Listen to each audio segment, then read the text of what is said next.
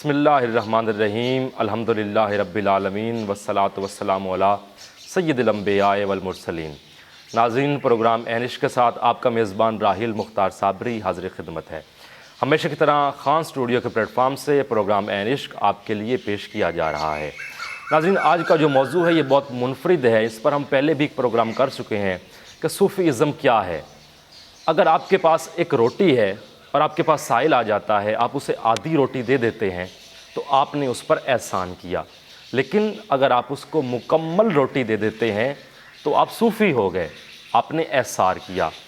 Sufism کیا ہے؟ تصوف کیا ہے؟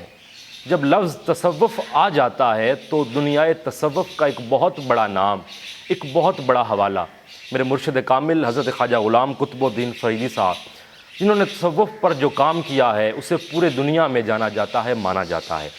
آج کا جو موضوع ہے، جو ہمارے سوالات ہیں کہ صوفیزم کیا ہے، تصوف کیا ہے، اسلام کی اشاعت میں صوفیزم کا کیا کردار ہے، اس کی شرعی حیثیت کیا ہے، کیا صوفیزم میں بھی گروپ بندی ہے، اور صوفیاء کا جو طریقہ کار تھا اسلام کی اشاعت میں وہ کیا ہے، صوفیزم سے ہم کس طرح معاشرے میں بہتری لا سکتے ہیں، مزارات اولیاء پر حاضری کا شرعی طریقہ کیا ہے، اعلیٰ حضرت نے ہمیں اس حوالے سے کیا رہنمائی فرمائی ہے، جو ان کا بتایا ہوا طریقہ ہے کیا ہم اس کے مطابق مزارات اولیاء پر حاضری دے رہے ہیں؟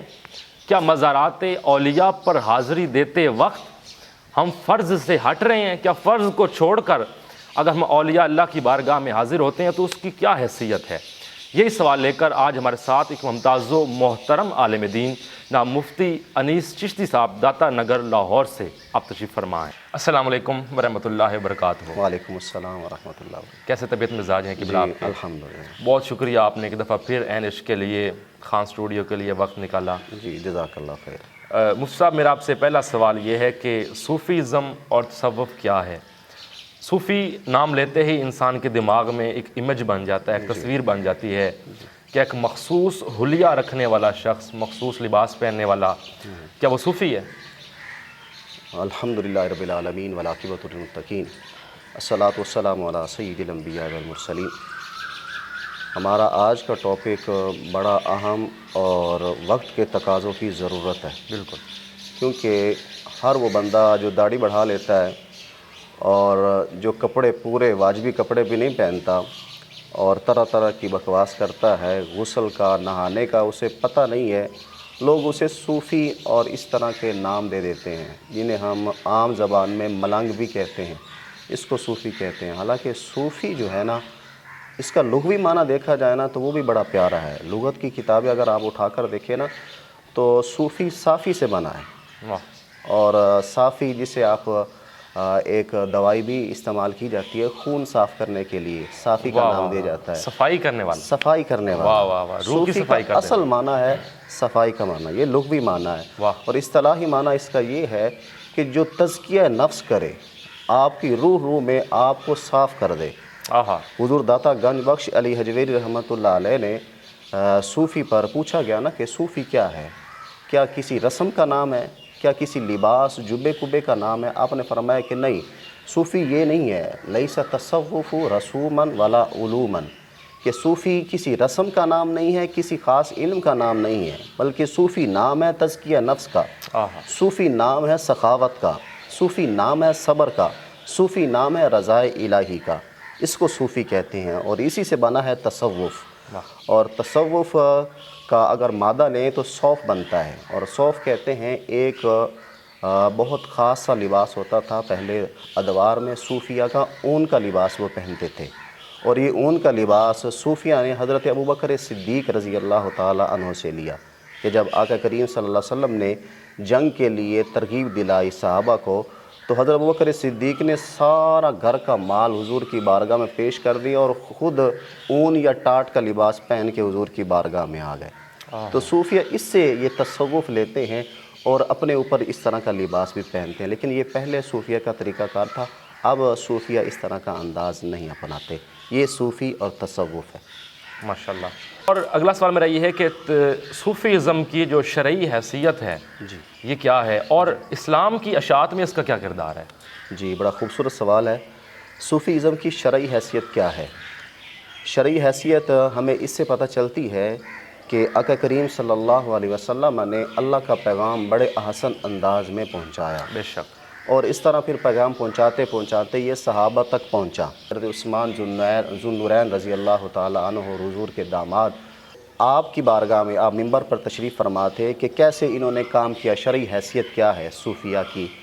آپ منبر پر تشریف فرما تھے اور ایک شخص آپ کی بارگاہ سے گزرا، منبر پر آپ تشریف واضح و نصیحت کر رہے تھے تو گزرا ہوا شخص آپ نے فرمایا کہ تو زنا کر کے آیا، اور بڑا حیران ہوا کہ زنا میں کیسے کر کے آیا ہوں؟ تو آپ نے فرمایا کہ تو آنکھوں سے زنا کر کے آیا ہے۔ اس لیے زنا صرف زنا جو ہم سمجھتے ہیں وہ نہیں ہے، ہاتھوں سے زنا کرنا یہ بھی زنا ہے، آنکھوں سے زنا کرنا یہ بھی زنا ہے، چل کے جانا یہ پاؤں کا زنا ہے، زبان سے بولنا اس طرح کی فحش گفتگو، دماغ نے ایون سوچنا یہ بھی زنا کے زمرے میں آتا ہے۔ آپ نے کہا کہ تو زنا آنکھوں سے زنا کر کے آیا۔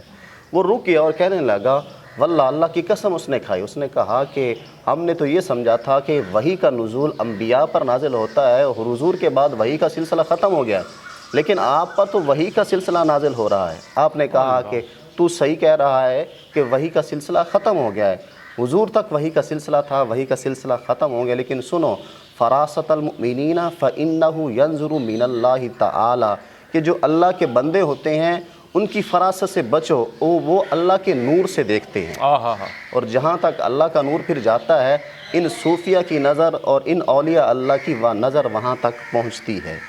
یہ صوفی ہے اور اس کی شرعی حیثیت ہے کہ جو حضور نے پیغام پہنچایا، آگے صحابہ نے پیغام پہنچایا، تبع تابعین نے یہ پیغام پہنچایا، پھر یہ چلتے چلتے پیغام آگے اولیاء اللہ نے اس کو کنورٹ کیا، پھر خاص قسم کے لوگ صوفیہ اعظام کے پاس یہ پیغام آ گیا۔ اور اسی طرح صوفی کا اسلام میں کردار کیا ہے، صوفی کتنا کام کرتا ہے۔ صوفی اعظام نے بہت سارے کام کیے، دلوں کی حالت بدلی، اور میں آپ کو خواجہ غلام قطب فریدی اور ان کے جو جد امجد ہیں خواجہ غلام فرید کوٹ مٹھن والی سرکار، ان کے علاقے کا ایک واقعہ ان کی طرف ایک منسوب ہے، وہ آپ کو سناؤں گا کہ صوفیہ نے پھر اسلام میں کردار کیا کیا، اشاعت کتنی کی، کتنی پاور کے ساتھ اسلام کو پھیلایا۔ آپ کے شہر میں ایک مجذوب پھرا کرتا تھا اور وہ ہر گئے بندے سے یہ پوچھتا تھا کہ عید کداں، عید کداں، تو لوگ اسے پاگل سمجھ کر، مجذوب سمجھ کر، بے وقوف سمجھ کر اس کی باتوں کو جان چھڑاتے کہ یہ ایسے ہی لگا رہے گا، لغو باتیں سمجھتے اور نکل جاتے۔ ایک دن خواجہ غلام فرید کوٹ مٹھن والی سرکار ان سے آپ کا رابطہ ہو گیا، آمنا سامنا ہو گیا۔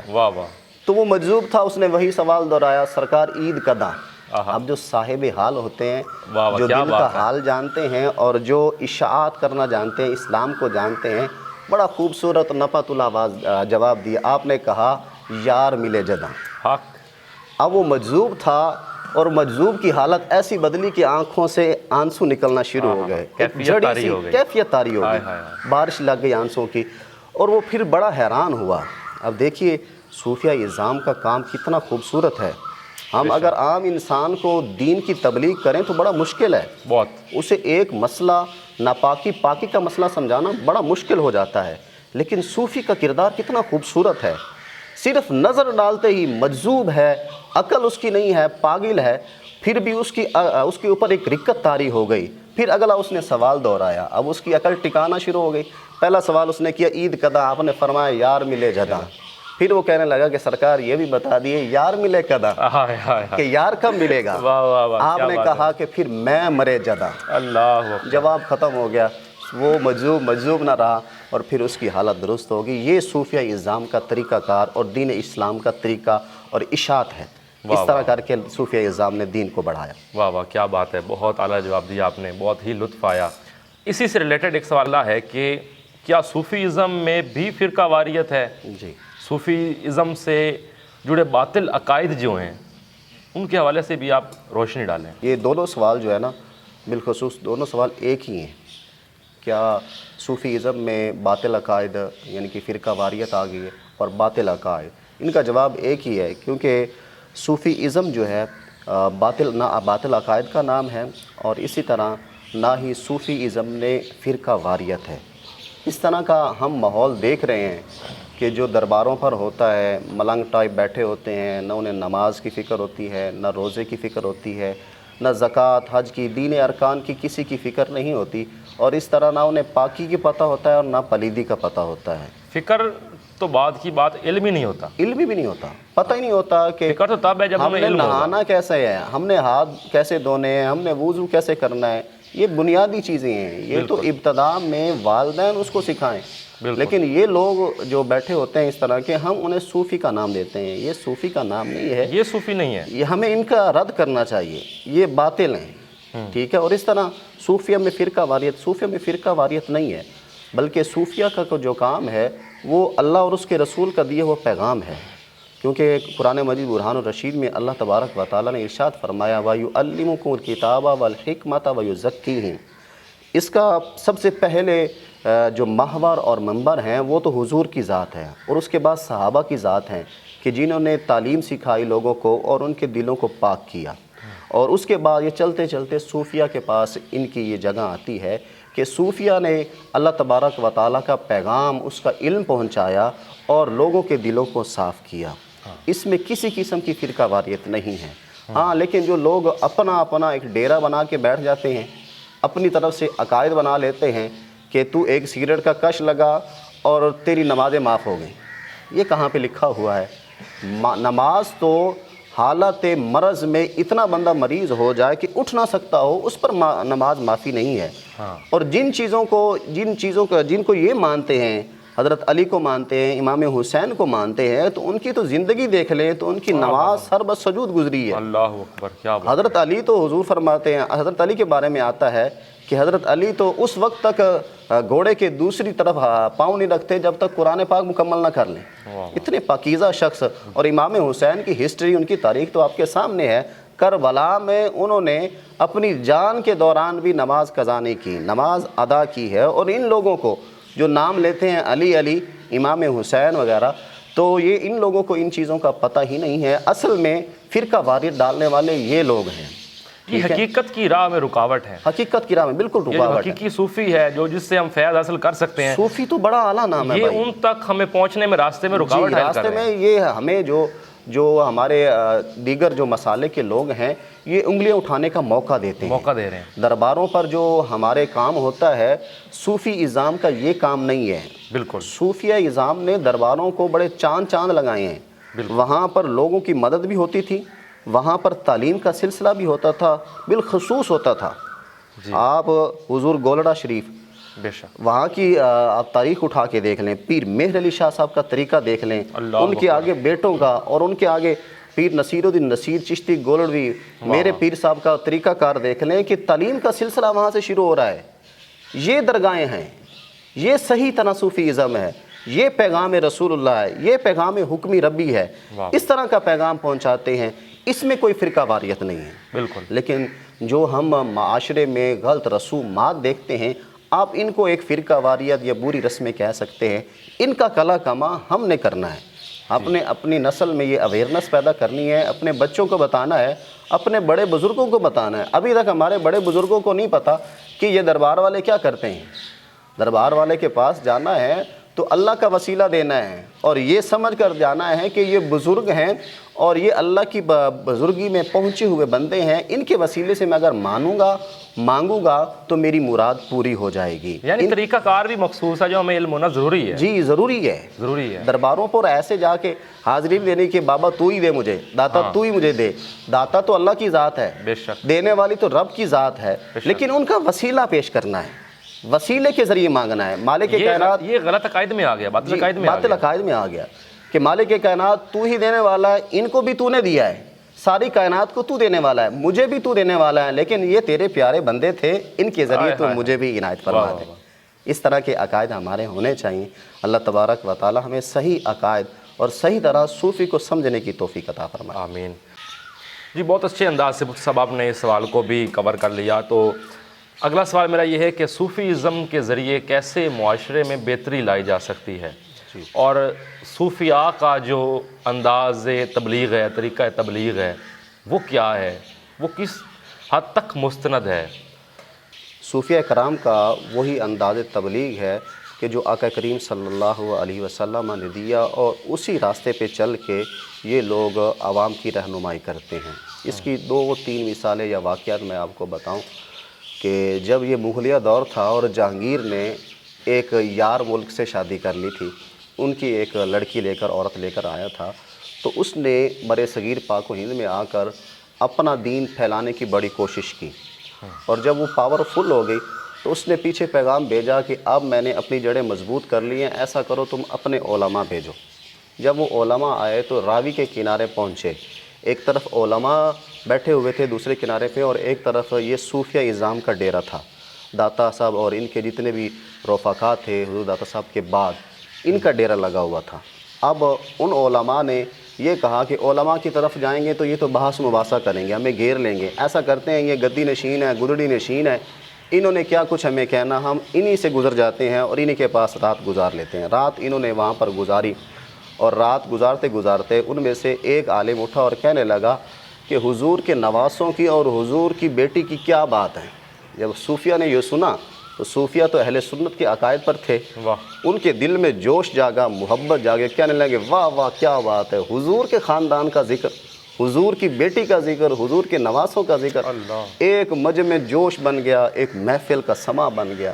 اب انہوں نے موقع غنیمت جانا اور کہا کہ اب ہم اپنی داغ بیل بٹھائیں گے اور اپنا دین اپنے عقائد میں پھیلائیں گے، اور انہوں نے کہا کہ حضور کا نسب کی کیا بات ہے کہ وہ حضور کے خون سے ہیں، حضور کے خانوادہ ہے، حضور کے نسب سے ہیں۔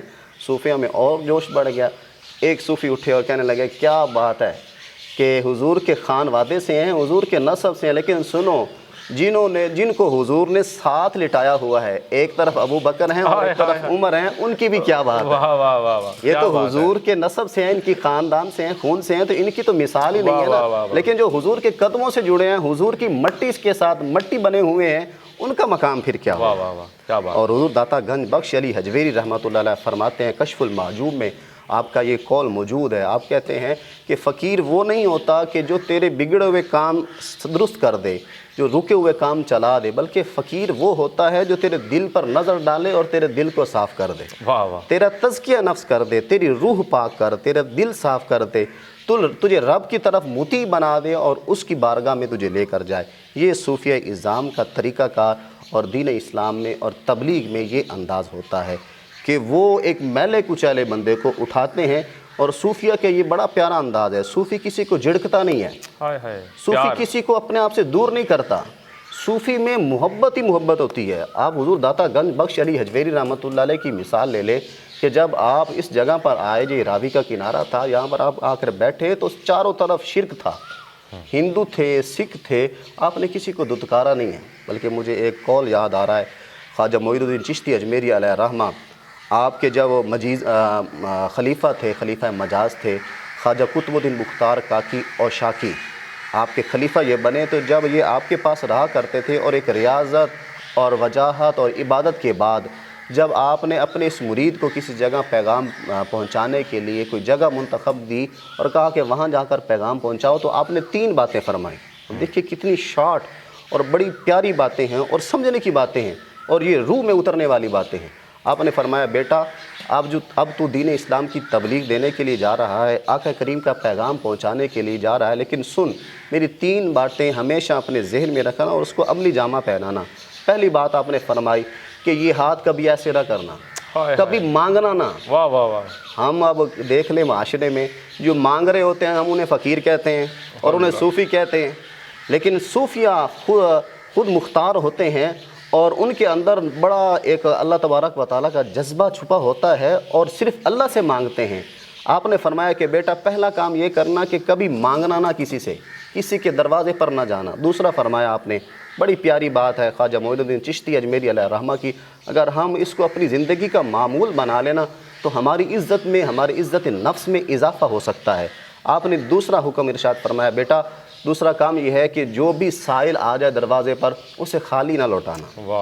علم کا بھوکا آ جائے تو اسے علم دینا، کیا بات ہے، اور اگر کوئی کھانے کا بھوکا آ جائے اسے کھانا دینا، اسے خالی نہ لوٹانا۔ اور تیسری بات بڑی خوبصورت آپ نے فرمائی، آپ نے فرمایا کہ عمراء کے دروازے پر نہ جانا۔ اللہ، یہ 3 آپ نے کام سونپے اور یہی دین اسلام کا ایک نشر و اشاعت کا سلسلہ ہے۔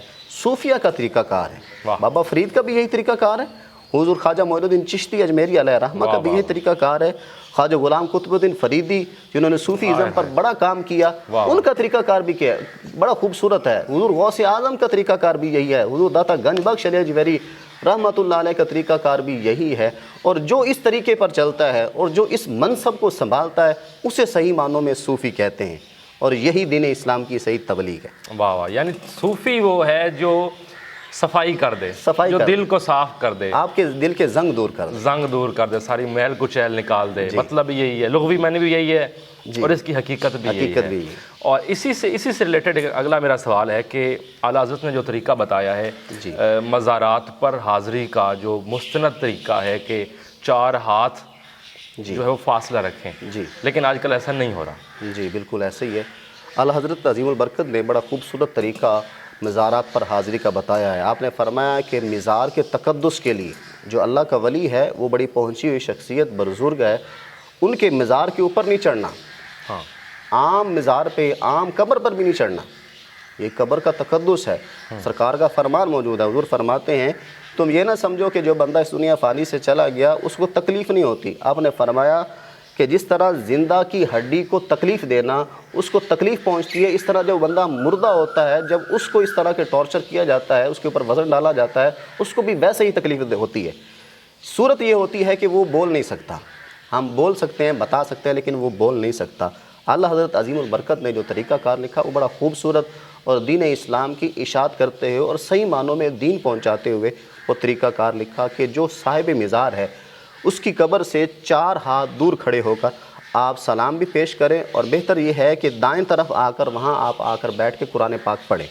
सूरह मुल्क पढ़ें, सूरह यासीन पढ़ें, सूरह इखलास पढ़ें, जो आपको सही आता हो आप वहाँ पढ़ कर बैठ कर तिलावत करें, और फिर दुआ के लिए हाथ उठाएँ, और दुआ के लिए हाथ उठाते हुए वसीला पेश करें, क्योंकि वसीला इन बुज़ुर्गों का इस वजह से पेश किया जाता है, कुतुब में आता है, अहादीस में आता है कि जो बंदा नेक हो वो दुनिया में जब मौजूद होता है तो उसका राब्ता अल्लाह से होता है, लेकिन इतना मजबूत नहीं होता। लेकिन जब वो इस दुनिया से चला जाता है, क्योंकि फिर रूह का ताल्लुक़ अल्लाह से हो जाता है, अम्र रब्बी जब हो जाता है ना, तो फिर उसकी रूह और अल्लाह का राब्ता बड़ा मजबूत हो जाता है। इसलिए फिर बुज़ुर्ग जो हैं, जो अहले इल्म हैं, वो ये कहते हैं कि उनका वसीला पेश किया जाए, क्योंकि इनकी रूह हुज़ूर अल्लाह तबारक व तआला की बारगाह में ज़्यादा मजबूत है और ज़्यादा पाकीज़ा है। जब इनका वसीला पेश करके दुआ मांगेंगे, कोई इल्तिजा करेंगे, रिज़्क़ की हो, रोज़ी की हो, औलाद की हो, दीगर दुनिया के कोई जायज़ और नेक अमूर हो, इल्म की हो,